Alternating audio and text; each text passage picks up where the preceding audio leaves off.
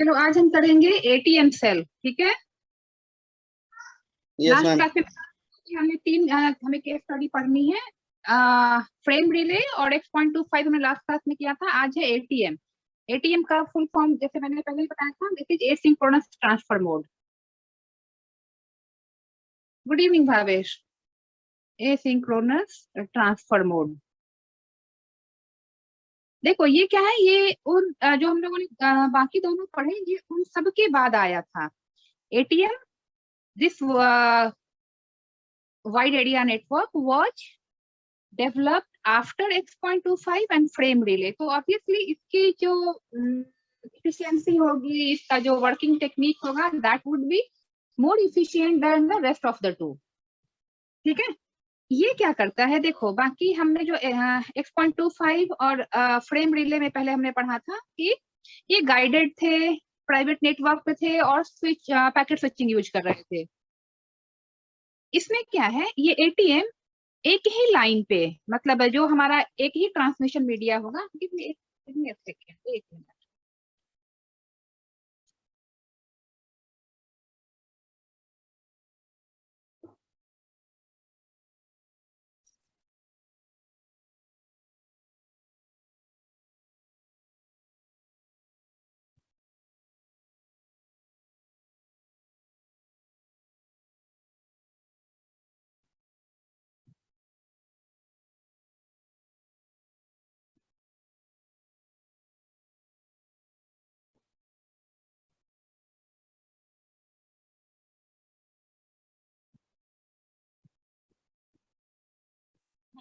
तो what I was saying कि ये जो एटीएम है, ये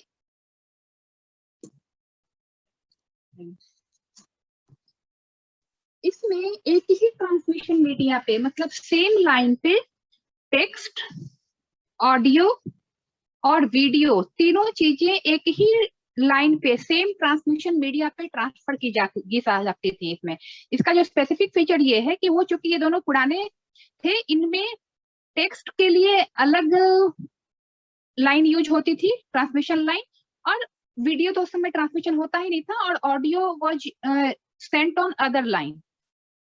बट इसने क्या किया, एटीएम ने में टेक्स्ट, ऑडियो, वीडियो और जितने भी टाइप के फाइल फॉर्मेट को ये सपोर्ट करता था, उन सबों को सेम लाइन पे, सेम ट्रांसमिशन लाइन पे ये भेज सकता था, सेम ट्रांसमिशन लाइन पे।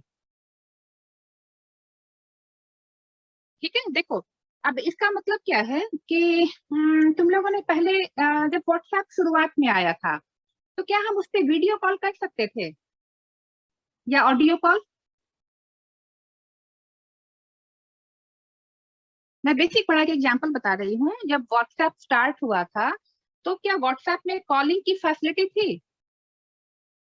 मैम नहीं पता उस टाइम का, हम लोगों के पास फोन तो नहीं था, मतलब आप वैसे टेक्स्ट मैसेजेज कर सकते थे, आप कॉल नहीं कर सकते थे। बाद में जैसे जैसे चीजें डेवलप होने लगी, तो आपको जब भी अगर वीडियो कॉल करना है तो उस समय स्काइप हुआ करता था वीडियो कॉल के लिए। बाद में व्हाट्सएप ने ऑडियो कॉल स्टार्ट किया कि हाँ आप, और उस पे जिसको हम कहते हैं वॉइस ओवर आईपी, VoIP। इसका फुल फॉर्म है वॉइस ओवर आईपी, मतलब इंटरनेट एड्रेस के थ्रू आप वॉइस ट्रांसमिशन कर सकते हैं। और बाद में वीडियो कॉल की भी फैसिलिटी हो गई। तो क्या है कि जैसे जैसे टेक्नोलॉजी डेवलप होती है, तो हम बाकी चीजों के लिए कंपेटेबल बनाते हैं सेम ट्रांसमिशन मीडिया को। उसी तरीके से जैसे बाद में व्हाट्सएप शुरू में टेक्स्ट मैसेजेस को ही सपोर्ट करता था ट्रांसमिशन मीडिया पे, बाद में इसने ऑडियो और वीडियो दोनों को सपोर्ट करना शुरू किया। ये उसी तरीके से है कि एटीएम सेल ने, एटीएम जो ट्रांसमिशन मोड था, एटीएम जो हमारा वाइड एरिया नेटवर्क था, इसमें टेक्स्ट, ऑडियो और वीडियो तीनों को सेम ट्रांसमिशन लाइन पे ट्रांसमिट किया जा सकता था। अंडरस्टूड? Yes ma'am. अभी भी देखो, जैसे हमारे मोबाइल में मैसेजिंग की फैसिलिटी है, मैसेज पे हम सिर्फ टेक्स्ट भेज सकते हैं। मे भी हो सकता है आने वाले टाइम पे हम उसी मैसेज से कॉल भी कर सकते हैं, उस पर वीडियो कॉल भी कर सकते हैं उसी मैसेज पे, बट अभी नहीं है। तो अभी हम क्या कहेंगे कि जो मैसेजिंग है that is only for textual data transfer, text transfer कर रहा है। बाद में अगर उसी मैसेज में मेरा ऑडियो और वीडियो कॉलिंग भी आ जाए तो हम उसको कहेंगे कि सेम को सबों को सेम ट्रांसमिशन लाइन पे वो काम भेज रहा है। तो यहाँ पे वही चीज हेलो है। मैम। यस अभिषेक।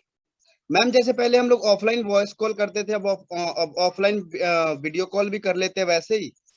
बिल्कुल। जैसे ये टेक्नोलॉजी डेवलप होती है तो क्या है कि आप सेम ट्रांसमिशन लाइन पे, तुमने सपोज एक फोन नंबर लिया, सब ठीक है, एक तुम फोन नंबर ले रहे हो, एक फोन नंबर लेना और एक आईपी एड्रेस लेना दोनों अलग अलग चीजें हैं।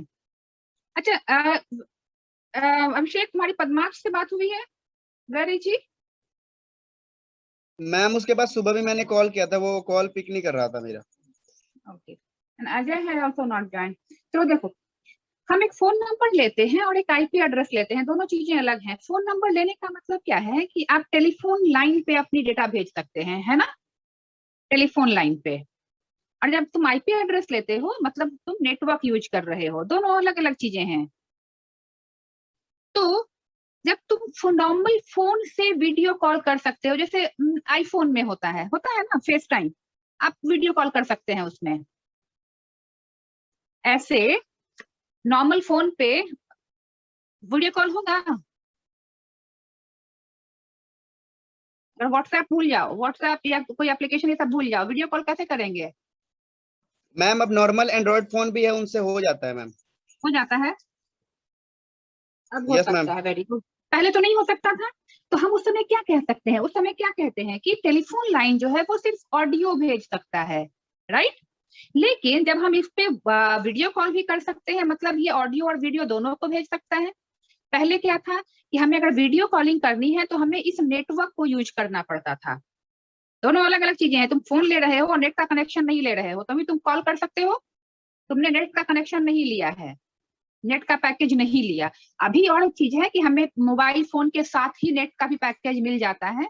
लेकिन पहले के टाइम में अगर हम फोन कनेक्शन ले रहे हैं तो हम जरूरी नहीं है कि नेटवर्क का कनेक्शन लें, नेट ना लें। That was two separate thing कि आप नेट चाहते हैं या नहीं चाहते हैं। तो अगर हम सिर्फ फोन ले रहे हैं मतलब हम टेलीफोन लाइन यूज कर रहे हैं, और आप नेटवर्क ले रहे हैं मतलब आप अपने कम्युनिकेशन के लिए आईपी एड्रेस यूज कर रहे हैं। आज के डेट में टेक्नोलॉजी होने की वजह से ये दोनों इंटरविंग हो गए हैं, एक दूसरे में मिले जुले हुए हैं। समझ आया? तो जब तुम वीडियो कॉल कर रहे हो फोन से मतलब तुम वीडियो डेटा और वीडियो फाइल्स भेज रहे हो ना। अब टेलीफोन लाइन क्या है, वीडियो फाइल को भी सपोर्ट कर रहा है, तुम्हारा ऑडियो फाइल को सपोर्ट करता ही था। मैसेजेस भेज रहे हो अपने फोन से तो ये टेक्स्ट मैसेज को भी सपोर्ट कर रहा है। अंडरस्टूड?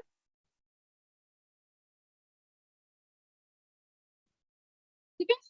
तो अब क्या है कि एटीएम के कुछ पिछले वाले दोनों सिम में क्या था कि हमारा जो फ्रेम था X.25 और फ्रेम रिले में, फ्रेम जो था इसमें डेटा हमारे वेरिएबल लेंथ का था, डेटा का जो पार्ट था वो वेरिएबल लेंथ का था। तो हमारा फ्रेम का साइज भी जो था वो वेरिएबल था। बट एटीएम में क्या किया गया कि फ्रेम का साइज फिक्स कर दिया गया, फ्रेम का साइज वाज फिक्स्ड। मतलब एटीएम सेल कोई भी एटीएम कोई भी यूज करेगा तो उसमें जो फ्रेम का साइज होगा वो हमेशा फिक्स होगा, और इसको रखा गया 53 बाइट्स, बहुत छोटा। देखो, सिर्फ 53 बाइट्स का फ्रेम बनाया गया और इसको कहा गया एटीएम सेल। तो आपको कोई भी डेटा भेजनी है, आपका फ्रेम जो होगा एटीएम में वो 53 बाइट्स का होगा और उसे हम एटीएम सेल कहेंगे। इस 53 बाइट में 5 बाइट का हेडर होगा, 5 बाइट का हेडर और 48 बाइट्स का डेटा फिक्स है। क्या आपका डेटा जो है इससे कम है तो कोई बात नहीं, आपके पास डेटा कम है तो डेटा ये साइज कम हो जाएगी, बट इससे ज्यादा का डेटा नहीं रहेगा। तो कोई भी जो आपकी फ्रेम होगी उसका कॉन्फ़िगरेशन यही होगा कि आपका हेडर 5 बाइट्स का होगा और डेटा 48 बाइट्स का होगा। ये पहली तो फीचर ये है इसमें कि तीनों को टेक्स्ट ऑडियो वीडियो तीनों को सेम ट्रांसमिशन लाइन पे सपोर्ट करता है। दूसरा, इसमें एटीएम फ्रेम की साइज को फिक्स कर दिया गया जिसे हमने कहा एटीएम सेल, और इसकी साइज 53 बाइट फिक्स कर दी गई। थर्ड था कि इसका डेटा ट्रांसफर रेट हाई था, डेटा ट्रांसफर रेट हाई है। और दूसरा नेक्स्ट फीचर कि अब जब हमने इसका फ्रेम का साइज फिक्स कर दिया, तो जो हम नेटवर्क लेयर में फ्रेगमेंटेशन करते हैं, फ्रेगमेंटेशन की प्रॉब्लम कि आप एक नेटवर्क से दूसरे नेटवर्क में जा रहे हैं, जो एटीएम कोई भी यूज करेगा, चाहे वो कोई भी अलग अलग नेटवर्क में अगर एटीएम यूज कर रहा है, तो फ्रेगमेंटेशन की समस्या, मतलब कि फ्रेम को तोड़ने की समस्या खत्म हो गई। फ्रेगमेंटेशन करने की जरूरत नहीं है, क्योंकि सभी जो है वो सेम साइज के फ्रेम को सपोर्ट करेंगे। कोई क्वेरी यहाँ तक?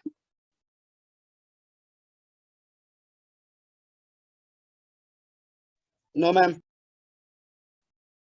अब इसमें एक और चीज क्या किया गया कि जो फ्रेम था, ये दो अलग अलग टाइप के बनाए गए। साइज सेम रहेगा, बट फ्रेम जो है वो दो अलग अलग टाइप का रहेगा। पहला, जब ये यूजर से नेटवर्क में जाएगा, देखो हम जब अगर मान लो डेटा नॉर्मल अगर ट्रांसमिशन हम कह रहे हैं कि सपोज ये मेरा दो नेटवर्क है, मेरा एक यूजर यहाँ है और रिसीवर यहाँ पे है।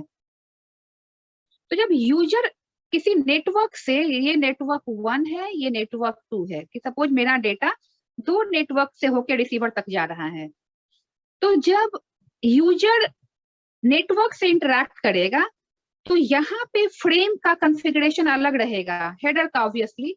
और जब एक नेटवर्क दूसरे नेटवर्क से इंटरैक्ट करेगा, तो यहाँ पे फ्रेम का कॉन्फ़िगरेशन अलग रहेगा।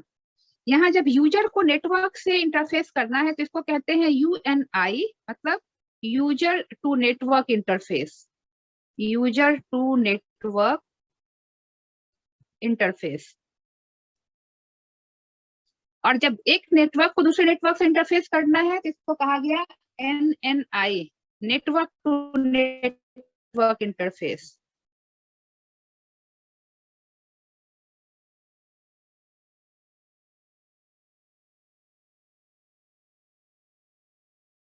तो यहाँ अब दोनों के साइज में बात करें, साइज वही रहेगा, हम सिर्फ जो हेडर का कॉन्फ़िगरेशन पढ़ेंगे वो अलग होगा UNI में, और NNI में अलग होगा। अब फिर यहाँ पे है तो ये यहाँ पे UNI होगा, क्योंकि यूजर और नहीं, यहाँ पे यूजर और नेटवर्क में इंटरफेस हो रहा है। देखो इस जगह रिसीवर है, रिसीवर क्या है, यूजर है ना।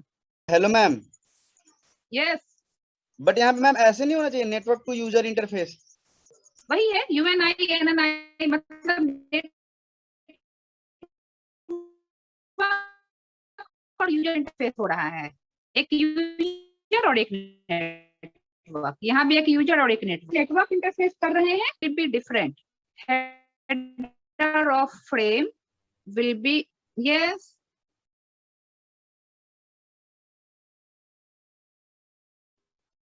सबों के लिए। मेरे में मैम वॉइस कभी कभी ब्रेक हो रही है। भवेश, इज इट ओके और lagging somewhere?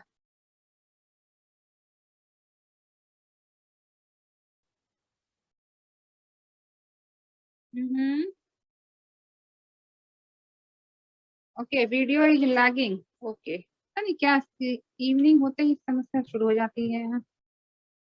Give me a second.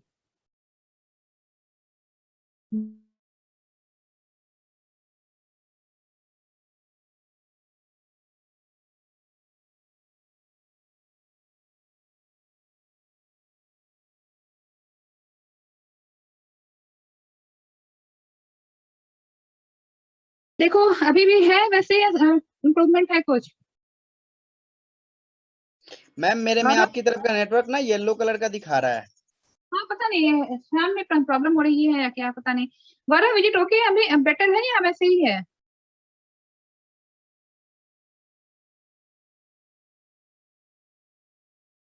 Video clear आ रहा है, आवाज भी आ रही है?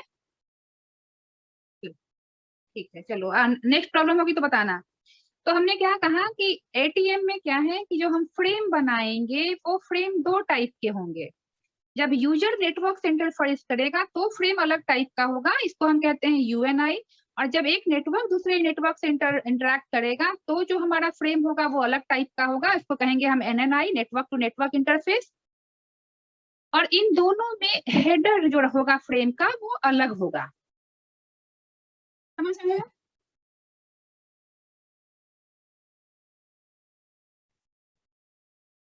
समझ आया या नहीं, ये बताइए। Yes ma'am. अब इसमें प्रॉब्लम तुम लोगों को क्या है, तुम लोगों को UNI और NNI दोनों के लिए फ्रेम फॉर्मेट पढ़ना पड़ेगा, ठीक है। तो मैं पहले UNI का बता देती हूँ।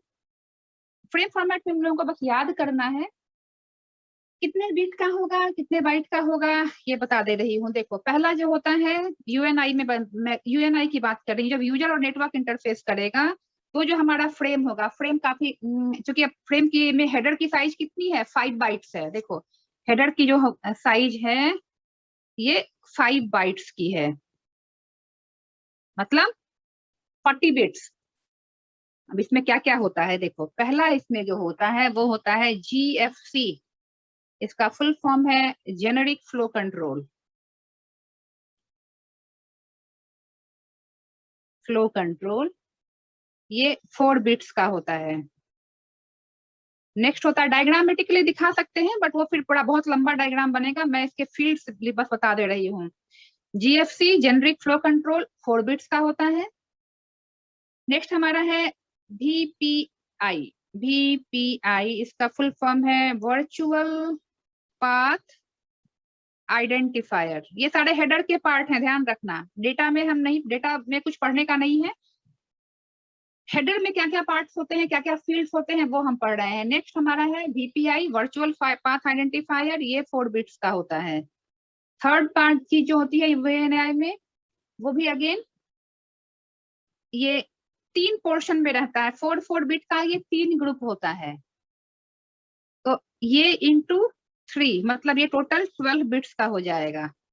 3 पार्ट में ये डिवाइडेड रहता है, 4 बिट 4 बिट 4 बिट, तो ये टोटल हमारा 12 बिट्स का हो जाता है। थर्ड जो हमारा होता है वो है VCI, जिसका फुल फॉर्म है वर्चुअल चैनल आइडेंटिफायर, ठीक है। नेक्स्ट जो हमारा होता है वो है हमारा वर्चुअल चैनल आइडेंटिफायर, ये 8 बिट का होता है और प्लस 4 बिट, ये भी हमारा 12 बिट का होगा, बट इसकी जो कॉन्फ़िगरेशन होगी वो 8 बिट प्लस 4 बिट की होगी। ये 12 बिट का है, इसका 4 बिट इंटू 3 बिट का मतलब मैं बता दूंगी कॉन्फ़िगरेशन जब डायग्राम बनाएंगे तो। 4 इंटू 3 का होगा, ये 8 प्लस 4 का होगा, ये भी 12 बिट्स का है। तो हमारा वर्चुअल पाथ आइडेंटिफायर और वर्चुअल चैनल आइडेंटिफायर दोनों ही 12 बिट्स के हैं। फोर्थ जो है इसमें वो है हमारा payload type ID. Payload type ID मतलब डेटा किस टाइप की है उसका आइडेंटिफिकेशन इसमें रहेगा। पेलोड टाइप आईडी जो होता है ये हमारा 3 बिट्स का होता है। 3 हेलो बिट्स। मैम। ये सबसे मैम मैम इनके बारे में नहीं समझ में आ रहा मैम, जैसे GFC VPI ये। इसके बारे में भी मैंने बताया ही नहीं, ये समझ कहाँ से आएगा, बताऊंगी अभी। पहले सबका मैं बिट्स बता रही हूँ, ठीक है।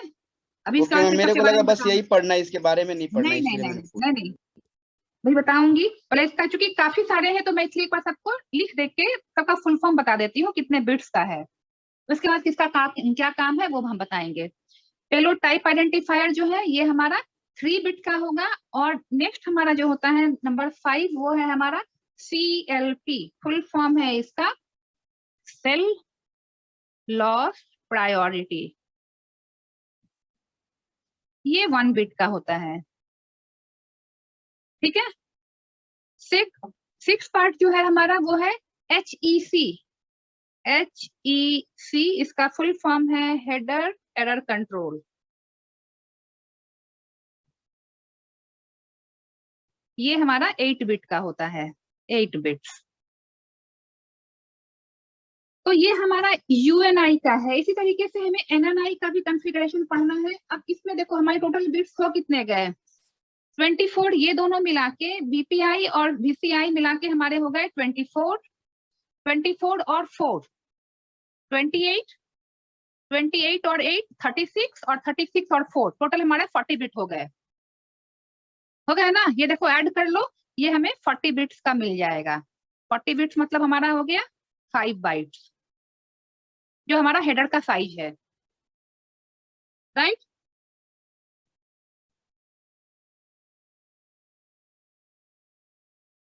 ऐड करके देख लिया ना, ये 40 बिट का आ रहा है। ये दोनों मिला के 24 बिट हो गए, 24 और 4 बिट 28, 28 और 4, 32 और 8, 40 बिट्स। यस, अब इनके बारे में पढ़ लेते हैं। ये क्या सीक्वेंस समझ में आ गया? देखो आप डायग्राम जब हम इसका बनाएंगे, देखो डायग्राम हम बनाएंगे तो ये कैसे बना हुआ है, ये 8 बिट का एक सीक्वेंस लिया हुआ है। ये यहां से यहां तक 8 बिट है, 8 बिट्स। तो पहला जो है हमारा ये 4 बिट हाफ मैंने कर दिया है, यहाँ पे GFC होगा, जेनरिक फ्लो कंट्रोल। उसके बाद नेक्स्ट पार्ट में हमारा VPI होगा, वर्चुअल पाथ आइडेंटिफायर। और यहाँ पे भी फिर नेक्स्ट 4 बिट का ये भी हमारा VPI होगा और ये भी VPI होगा, इसलिए इसको 3 पोर्शन हमने लिया था। VPI 4 into 3 किया, ये 4 बिट, ये 4 बिट और ये 4 बिट। उसके बाद ये 8 बिट और ये 4 बिट, ये हमारा होता है VCI, वर्चुअल चैनल आइडेंटिफायर। ये यहाँ से पूरा 8 बिट और ये 4 बिट, ये भी VCI होगा। उसके बाद ये जो 4 बिट बचे हैं, इसमें से 3 बिट हमारा पेलोड टाइप होगा, पेलोड, और ये वाला CLP होगा। और उसके बाद लास्ट का 8 बिट पूरा का पूरा हमारा HEC होता है। तो ऐसे हमें डायग्राम बनाना है इसके हेडर का, UNI का, यूजर टू नेटवर्क इंटरफेस का जो डायग्राम बनेगा ये ऐसे बनेगा। समझ आया या नहीं? Hello ma'am. यस। मैम ये बिट को मैं ऐड कर रहा हूँ तो मेरे में मैम 37 ही हो रहे हैं। कैसे आप 37? देखो ये 4 बिट का हो गया, यहाँ लिखा था GFC 4 बिट्स। मैम ये कितना का है? 12 बिट। 12। यस ये मैम। कितने का है? 3 बिट का payload type ID। CLP 1 bit और HEC 8 3 बिट छोड़ दे रहा था मैम। क्यों छोड़ दे ये रहे पेलोड थे? टाइप वाला छोड़ दे रहा था। क्यों? हो गया 40 बिट? मैंने देखा नहीं, सॉरी मैम। 40 बिट हो गया ना? Yes ma'am. राइट। डायग्राम कैसे बनेगा बता दिया, ये नोट्स में देख ही लोग, नोट्स में भेज दूंगी कैसे डायग्राम बने, बट ऐसे डायग्राम इसका ऐसे बनेगा।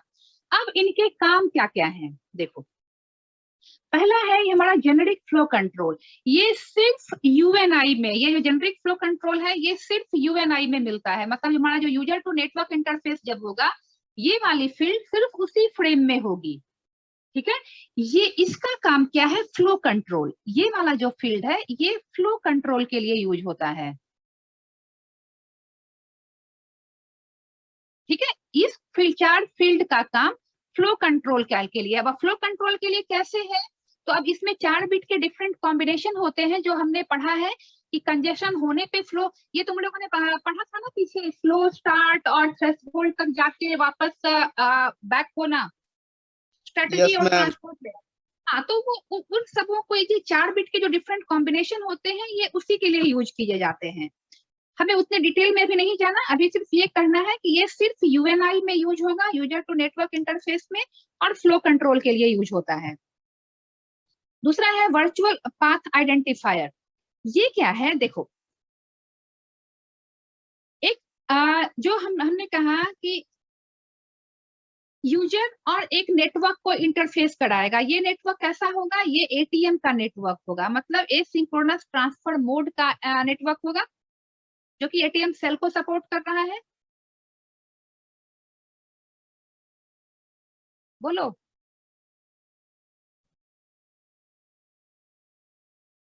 यस और नो? ये जो नेटवर्क है ये कैसा नेटवर्क है? वो नेटवर्क है जो ATM सेल को सपोर्ट कर रहा है। मतलब ATM सेल मतलब 48 बिट के फ्रेम को सपोर्ट कर रहा है, 48 नहीं 53 बिट के बाइट के फ्रेम को सपोर्ट कर रहा है। Right or not? Right ma'am. Gaurav, वावेश, तुम लोगों को समझ आ रहा है या नहीं? तो अब ये क्या करता है, ये जो हमारा VPI है, वर्चुअल पाथ आइडेंटिफायर, जब हम ATM सेल यूज करते हैं तो इन नेटवर्क की एक आइडेंटिफिकेशन होती है, आइडेंटिफिकेशन ID होती है। जैसे कि हम नॉर्मल जो हम नेटवर्क यूज करते हैं TCP/IP, उसमें हमारा नेटवर्क का आइडेंटिफिकेशन कितने बिट का है? 32 बिट का IP एड्रेस से हम नेटवर्क को आइडेंटिफाई करते हैं, है ना? किसी भी जो हम IP एड्रेस यूज करते हैं किसी नेटवर्क को आइडेंटिफाई करने के लिए, दैट इज ऑफ 32 बिट। लेकिन एटीएम सेल में जो नेटवर्क को आइडेंटिफाई किया जाएगा that would B of 12 bit and it will be done by virtual path identifier. ये इस पाथ को आइडेंटिफाई करने के लिए कि किस नेटवर्क से होके मेरा डेटा गुजर रहा है, ये उसके लिए है। ठीक है, और इसमें क्या करता है, इसमें इसमें होता क्या क्या है, इसमें इस नेटवर्क का जो भी नेटवर्क राउटिंग डिटेल इसके अंदर होती है, राउटिंग फील्ड्स। ये जो हमारा इस 12 बिट का होगा इसमें नेटवर्क की राउटिंग फील्ड्स होती है और साथ के साथ नेटवर्क की आईडी होती है। इन दोनों को मिला के हमारा ये वर्चुअल पाथ आइडेंटिफायर बनता है। तो बेसिकली हम ये मान के चलेंगे कि एटीएम जब यूज करते हैं तो this ATM is made up of multiple networks जो कि एटीएम सेल को सपोर्ट करेगा, और इन नेटवर्क्स की जो आइडेंटिफिकेशन होगी that will be of 12 bits, और उसे हम कहेंगे VPI virtual path identifier, and it is made up of networks routing field and network ID. Okay, yes ma'am. अब इसमें क्या है, देखो दूसरा है जो हमारा है वो VCI। Let me turn the page.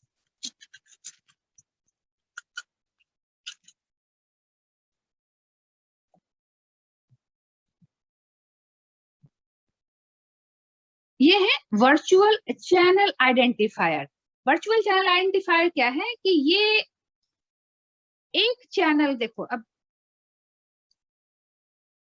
एक नेटवर्क, एक मिनट, हाँ हाँ, वीडियो क्लियर है तुम लोगों को? Yes ma'am. ये क्या है कि जब हमारा डेटा एक नेटवर्क से दूसरे नेटवर्क से में गुजर रहा होता है, व्हेन आर डेटा, सपोज यहाँ यूजर है एंड यहाँ रिसीवर है, तो वीपीआई वर्चुअल पाथ आइडेंटिफायर के लिए वीपीआई तो हम ये दोनों अलग अलग जो नेटवर्क है इनका अपना वीपीआई होगा जो कि इस पर्टिकुलर नेटवर्क को आइडेंटिफाई करेगा कि हमारा जो डेटा है तो किस नेटवर्क से होके गुजर रहा है। और वीसीआई इन नेटवर्क से होके मल्टीपल चैनल्स का मतलब हम कह सकते हैं, जैसे हम लोगों ने नेटवर्क नॉर्मल नेटवर्किंग में पढ़ा था कि एक सेंडर और रिसीवर के बीच में मल्टीपल पाथ अवेलेबल हो सकते हैं। देखो अभी जब हमने पढ़ा था हमने कहा था कि सपोज एक नॉर्मल चैनल अगर हम ले रहे हैं, सर्किट स्विचिंग पे आ जाओ, या तो कि ये हमारा सेंडर है और रिसीवर, यहाँ से यहाँ तक पहुंचने के लिए मेरे पास कई सारे पाथ अवेलेबल है, हम किसी भी पाथ से जा सकते हैं, मल्टीपल पाथ अवेलेबल होंगे, ये पढ़ा था ना हमने।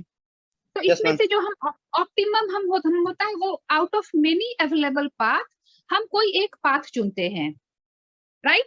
ये जो हमने नॉर्मल नेटवर्किंग अभी पढ़ी थी कि एक सेंडर से रिसीवर तक जाने के लिए नेटवर्क में मल्टीपल अवेलेबल पाथ्स होते हैं, उसमें से हम किसी एक पाथ को चुनते हैं। यहाँ पे भी वही चीज है कि अब इसमें से ये जो मल्टीपल अवेलेबल पाथ हैं वो हमारे हो गए चैनल्स। ठीक है, मल्टीपल चैनल है, तो हमारा जो VCI है वो ये बताता है कि मतलब रूट समझ लो कि जैसे जो हम यहाँ पे रूट कहते हैं कि कई सारे रूट में से एक रूट हमने लिया, यहाँ पे वही चीज है कि हमारे एक नेटवर्क से दूसरे नेटवर्क तक जाने के लिए या एक यूजर से दूसरे यूजर तक जाने के लिए out of many available path जो पाथ हम या जो अवेलेबल पाथ हम यूज कर रहे हैं वो हमारा हो गया चैनल।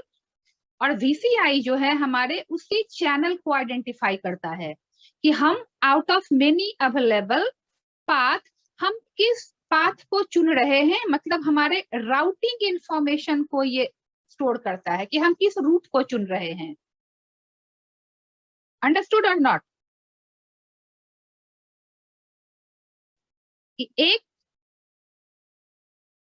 एक चैनल से या एक यूजर से दूसरे यूजर तक जाने के लिए कई सारे अवेलेबल पाथ होते हैं, तो जो हम नॉर्मल में यहाँ राउटिंग टेबल जो काम करता है, यहाँ पे राउटिंग टेबल नहीं है तो हम है बट दूसरे तरीके से उसको आइडेंटिफाई हम कर रहे हैं। तो out of available many available path हम कौन सा पाथ यूज कर रहे हैं, कौन सा चैनल यूज कर रहे हैं, ये जो VCI वर्चुअल चैनल आइडेंटिफायर है ये उसी को आइडेंटिफाई करेगा। मतलब हम ये समझ सकते हैं कि ये राउटिंग की इंफॉर्मेशन रखता है कि हमें रूट कौन सा लेना है डेटा ट्रांसफर के लिए। नेक्स्ट जो है हमारा है PTI, payload type identifier. Payload type identifier. ये बताता है कि जो हमारा डेटा जा रहा है, हम डेटा ट्रांसफर कर रहे हैं, ये 3 बिट का है, ध्यान रखना ये 3 बिट्स का है। ये बताता है कि जो हम डेटा ट्रांसफर कर रहे हैं, तो जो हमारा जो फ्रेम जा रहा है वो मेंटेनेंस के लिए है, मतलब हम किसी प्रॉब्लम हो गई है उसको ठीक करने के लिए डेटा ट्रांसफर कर रहे हैं, या ऑपरेशनल, मतलब नॉन ऑपरेशन का मतलब जो नॉर्मल फंक्शन होता है, हम कॉल कर रहे हैं या वीडियो कॉल कर रहे हैं, वो हमारा ऑपरेशनल डेटा हो गया। तो हमारा जो फ्रेम है वो ऑपरेशनल डेटा है या मेंटेनेंस के लिए है, या इसको हम ये समझते हैं कि एडमिनिस्ट्रेटिव फ्रेम है। कि हमारा जो डेटा ट्रांसफर हो रहा है वो हमारा कोई नॉर्मल ऑपरेशन का डेटा है, या मेंटेनेंस के लिए फ्रेम ट्रांसफर हो रहा है, या एडमिनिस्ट्रेटिव फ्रेम है, ये बताता है। ओके, अंडरस्टूड और नॉट?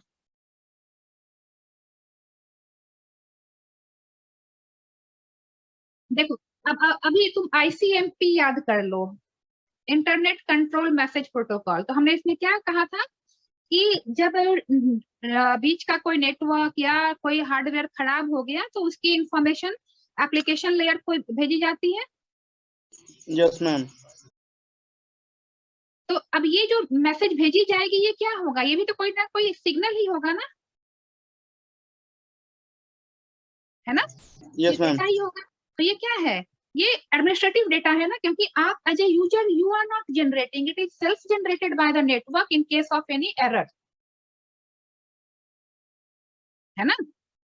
तो ये उसको यही बताता है, ये वाला फील्ड बताएगा कि हमारा पेलोड मतलब हमारी डेटा का टाइप क्या है, हमारा नॉर्मल ऑपरेशन का डेटा है, या मेंटेनेंस का डाटा है, या एडमिनिस्ट्रेटिव डेटा है। एडमिनिस्ट्रेटिव डेटा का मतलब अब क्या है कि आप नेटवर्क के अंदर कई सारे हमें एडमिनिस्ट्रेटर्स भी अपॉइंट करने पड़ते हैं, या फिर हम कुछ एडमिनिस्ट्रेटिव डिटेल डाली जाती है, तो हमारा डेटा किस टाइप का है ये वो बताता है।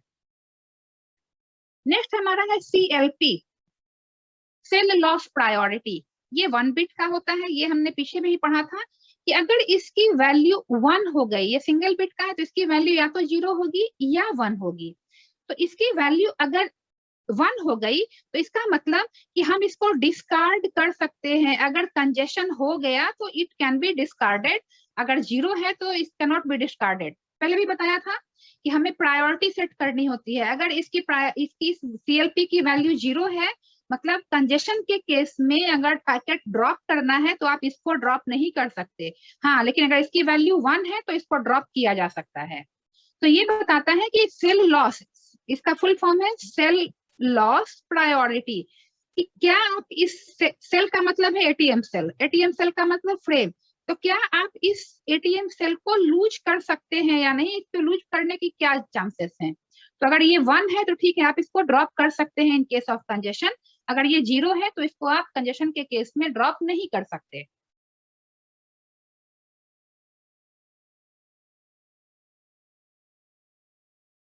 वो याद तो मुझे भी नहीं है अभी, आई नीड टू चेक उतनी फील्ड याद।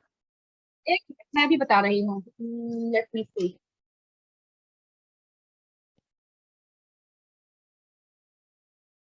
फ्रेम रिले वाले में इसका नाम था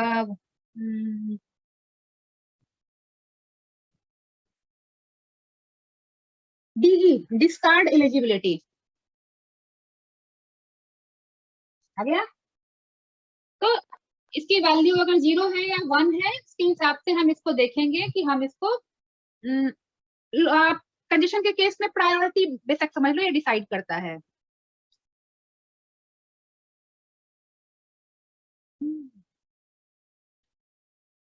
बिल्कुल भावेश, समझ में आ रहा है तुम्हें, गेटिंग इट और नॉट? लेकिन तुमने लास्ट तक अटेंड नहीं की थी, बट ये तो टॉपिक बिल्कुल सेपरेट है, चीजें समझ आ रही हैं? ओके। अब नेक्स्ट जो हमारा फील्ड है that is HEC, header error control. Very good. HEC मतलब अगेन ये वही चीज है जो हमने क्या कहा था, जैसे कि जो हम एरर के लिए चेकसम रखते थे ना, एरर चेकसम, कि हमारा डेटा का जो एरर कंट्रोल के लिए जो वैल्यू रहेगी, जैसे CRC हमने किया या हैमिंग एरर कोड पढ़ा, ये उसी के लिए है कि हमारा डेटा के में एरर है या नहीं, उसके लिए जो कंट्रोल की स्कीम होगी उसे हम कहेंगे HEC। ठीक है, यस मैम। ये एरर कंट्रोल के लिए है। तो ये हमारा फ्रेम का बेसिकली फॉर्मेट है। अब इसके ATM के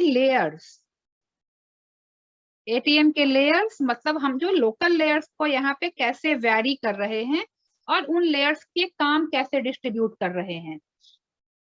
तो इसमें क्या है कि सिर्फ दो, जैसे फ्रेम रिले में हमने कहा था कि नीचे के सिर्फ 2 लेयर यहाँ पे उसमें ऑल्टर किए गए थे, यहाँ पे भी सिर्फ 2 लेयर ऑल्टर किए गए हैं, फिजिकल लेयर और data link layer. Network layer को ऑल्टर नहीं किया गया है, फिजिकल लेयर और डेटा लिंक लेयर। अच्छा, ये सेशन शायद एंड होगा, वापस रिज्वाइन कर लो,